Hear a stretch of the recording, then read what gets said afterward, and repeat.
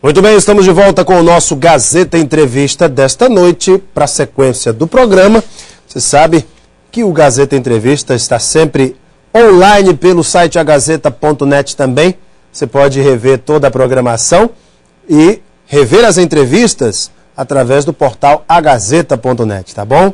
Vou bater um papo aqui com o diretor executivo do DEPASA, diretor em exercício do processo de transição do SAERB, Felismar Mesquita, que nos fala sobre todo esse processo que ele está coordenando à frente da autarquia. Inclusive, o governo e a prefeitura deram início ontem no processo de ampliação do número de equipes responsáveis pelo trabalho de redução dos desperdícios de água no 2º distrito.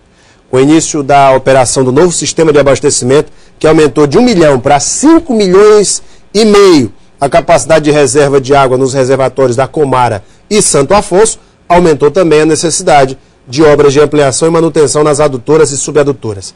Porém, com essa chuvarada que cai na cidade, água em abundância nós temos. Só que os moradores do Jorge Lavocá, Triângulo Novo e Triângulo Velho, Bahia, Comara, Cadeia Velha, Morada do Sol, Estação Experimental, Sobral, São Francisco, Edson Cadacho, Manuel Julião, Taquari, Conjunto Universitário, Cidade Nova, Conjunto Aroeira, Oscar Passos, Montanhês, João Eduardo e Calafate estão ligando, mas ligando mesmo para a TV Gazeta reclamando da falta d'água.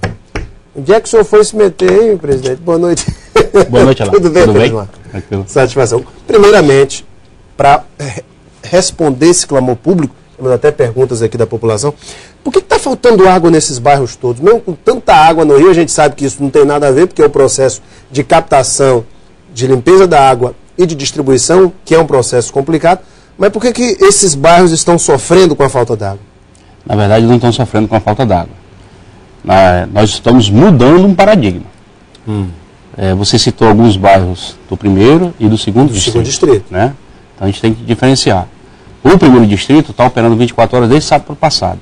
É tanto que nós aumentamos ontem a capacidade de combate a vazamento no 2º distrito. Nós tínhamos 6 equipes para cuidar de Rio Branco inteira. Né? Eram aproximadamente 50 homens. Nós dobramos essa capacidade. São 12 equipes agora. 12 equipes com interveniência do DEPASA, né? Ajudando o SAERB e a EMURB nesse combate. E nós colocamos essas 6 equipes dentro do 2º distrito.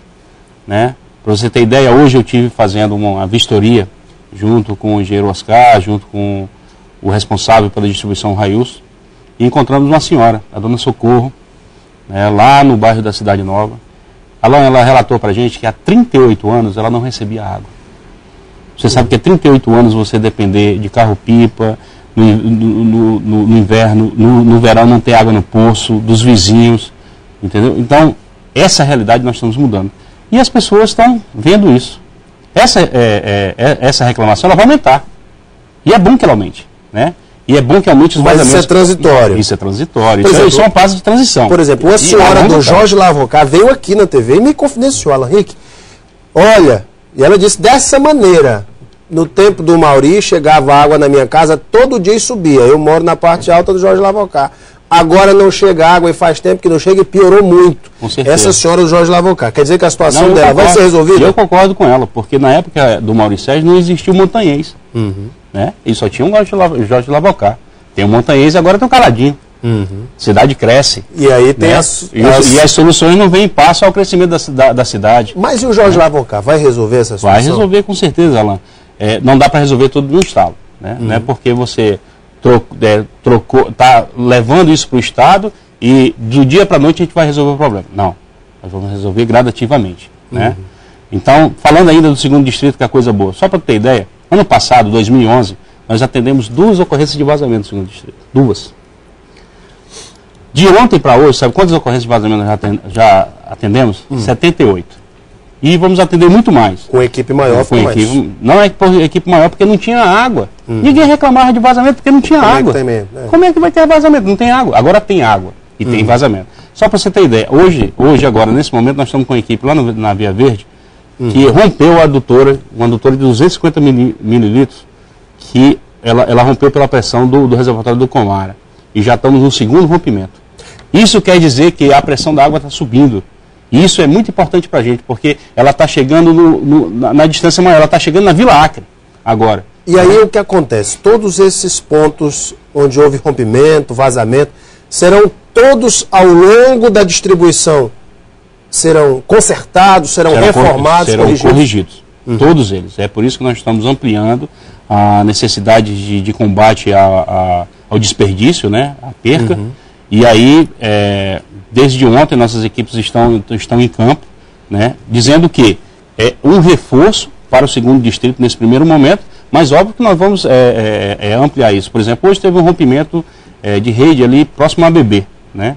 Inclusive estava tipo um chafariz, né? Mas por quê? Porque tem água, porque a pressão está forte. A pressão está forte. Então, a gente... Ou seja, os rompimentos vão acontecer agora. Vão acontecer gradativamente. A do Jorge de Lavocá especificamente, não é só o Jorge de Lavocá. Nós estamos com um problema naquela linha que vai no rumo de Porto Acre.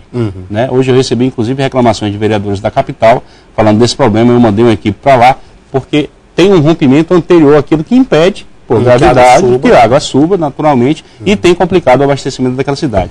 Felismar, pergunta aqui do Marcos Paulo pelas redes sociais, ele diz o seguinte: diretor, temos promessas de normalização no abastecimento de água de Rio Branco desde os anos 90, mas ainda hoje o problema persiste. Gostaria de saber quando teremos abastecimento ininterrupto de água durante o ano todo. O SAERB, sendo agora do Estado, terá a solução?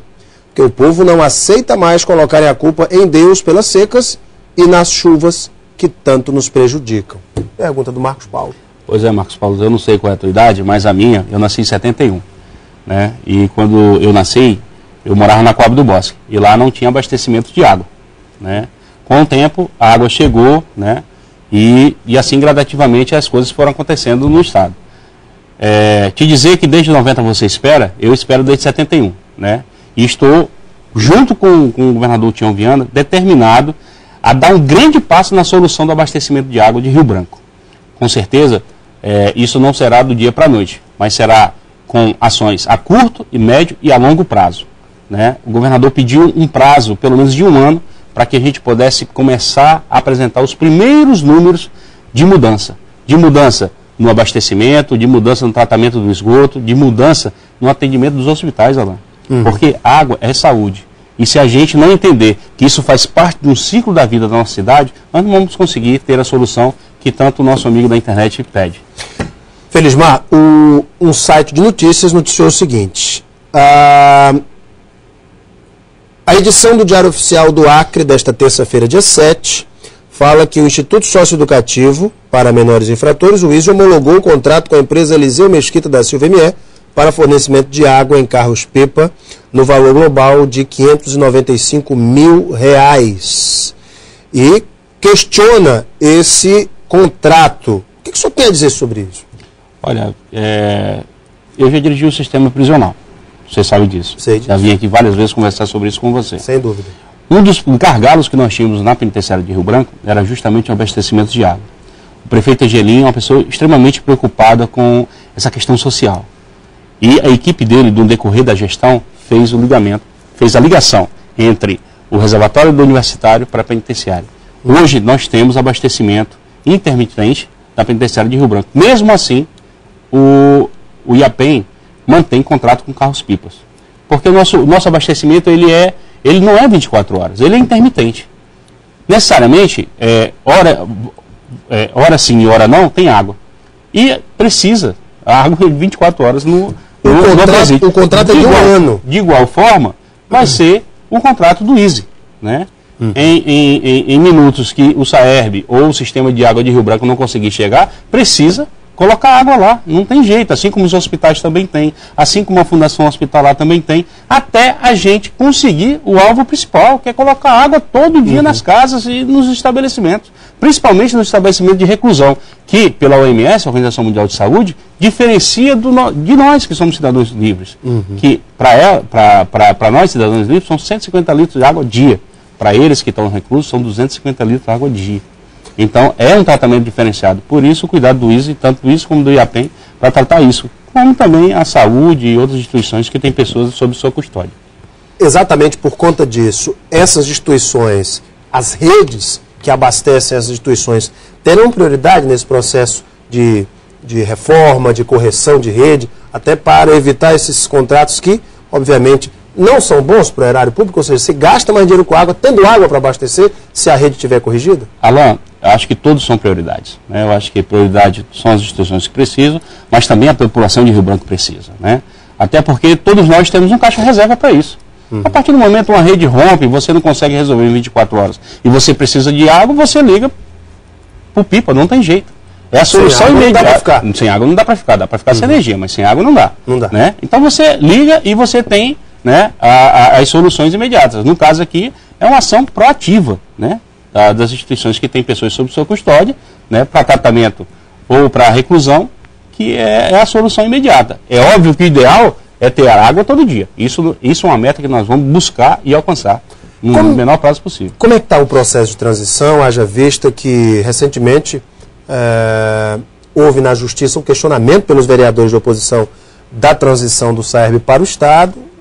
O juiz negou a liminar em prol da oposição, manteve o processo até o julgamento do mérito. E como é que está, dentro do âmbito da Prefeitura e do Estado, esse processo de transição? Pois então, o processo de transição ele é calcado, ele é alicerçado dentro de uma legislação federal, 11.445, que trata justamente das relações de contratos de programa entre entes públicos, né? As procuradorias, tanto do município quanto do Estado, trabalham intensivamente na construção desses documentos, né? Posso dizer que terminamos agora o documento transitório, que é o convênio entre o Estado e o município para a questão da gestão da água, enquanto se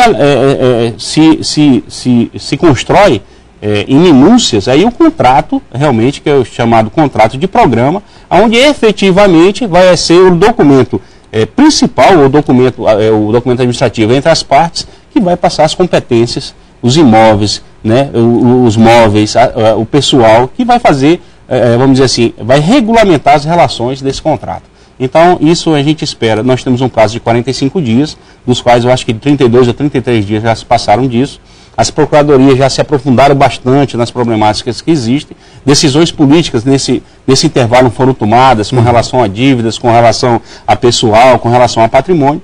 E a gente acha que antes dos 45 dias a gente deve estar, quer dizer, a gente não, o governador e o prefeito devem estar assinando esse documento, passando em definitivo as competências de distribuição de água e tratamento de esgoto de Rio Branco para o estado do Acre. Então até março isso está resolvido. Com certeza. Segunda quinzena de março. Gente, conversei aqui com o diretor executivo do DEPASA e do processo de transição do SAERB para o estado, Felismar Mesquita. Felismar, muito obrigado pela tua vinda, viu? Sempre um prazer bater um papo contigo. Para vocês de casa que nos acompanharam, muito obrigado pela sua audiência e carinho. Um beijo imenso a todos, fiquem com Deus no coração e até amanhã.